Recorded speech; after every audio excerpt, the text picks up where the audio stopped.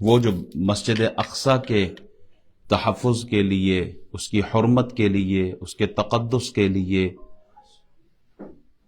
اس کی ناموس کے لیے، فلسطینی بھائیوں سے اظہار یکجہتی کے لیے جو لوگ نکلے تھے، جنہیں آپ نے گولیوں سے چھنی کر دیا، لاشیں غائب کر دیں، ان جوانوں کی ماؤں کے سامنے اگر آپ 2026 کی آمد کا خوشی کا اظہار کریں تو یہ ان ماؤں کے ساتھ ان کے غم، ان کی تکلیف میں مزید آپ جیسے ان کے زخموں پر نمک چھڑک رہے ہو۔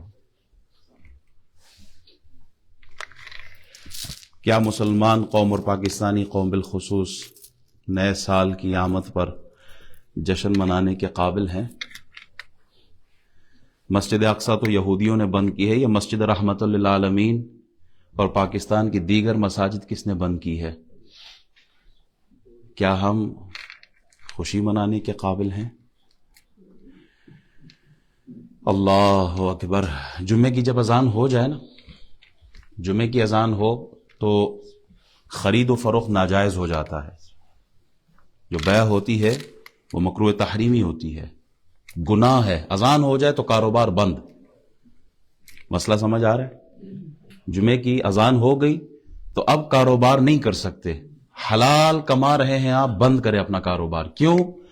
یا ایھا الذین آمنوا اذا نودی للصلاۃ من یوم الجمعۃ فاسعوا الی ذکر اللہ وذروا البیع۔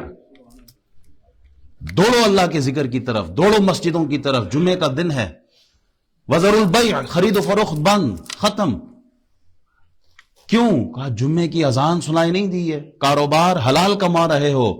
حلال کمانے والا الکاسب حبیب اللہ، وہ اللہ کا دوست ہوتا ہے، لیکن کہا جب مسجد سے اللہ اکبر کی صدا آئی تو اب کیا کرنا ہے؟ سب کچھ بند کر دو، مسجد کی طرف آؤ۔ اور پاکستان میں کہا مسجدیں بند کر دو، کرکٹ میچ ہو رہا ہے، آج جمعہ نہیں پڑھایا جائے گا، آج مسجدوں کو تالے لگا دو۔ کیا یہ قوم خوشی منانے کے قابل ہے؟ جس قوم میں 3 کروڑ بچہ تعلیم سے دور، اسکول سے دور ہو، کیا وہ قوم خوشی منانے کے قابل ہے؟